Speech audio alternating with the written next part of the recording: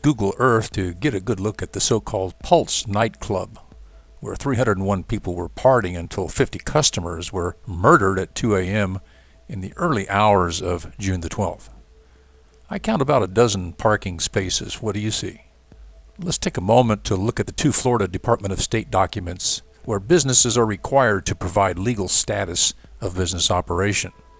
The Pulse was a fictitious name registered with the state of Florida in 2003, but the Pulse registration legally expired in 2013. Two owners are listed, Barbara and Rosario Poma.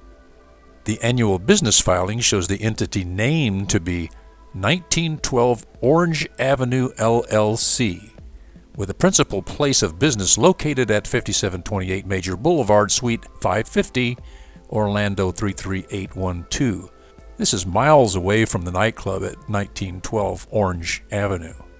Major Boulevard is also the business address of the registered agent, Robert L. Underwood. So how is it that 1912 Orange Avenue is not listed as the principal place of business?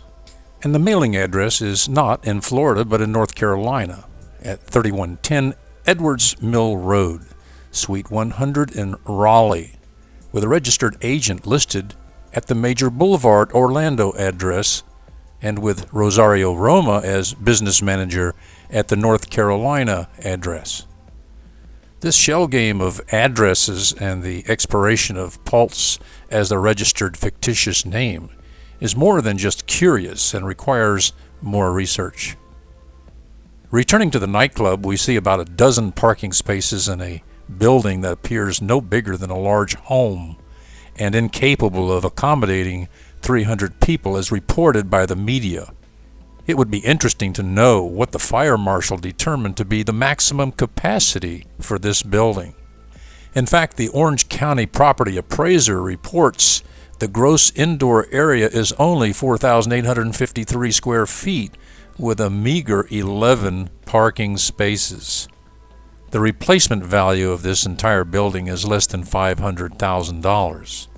Looking at the immediate neighborhood, we see a new Radio Shack and Wendy's across the street from this old nightclub that used to be white, but now painted eyesore black. This shooting should be enough to see this 1957 relic of a building torn down and replaced with a modern structure that meets current code. After all, the convenience of a manufactured terror attack was successfully used as an urban renewal project in Lower Manhattan on 9/11/2001.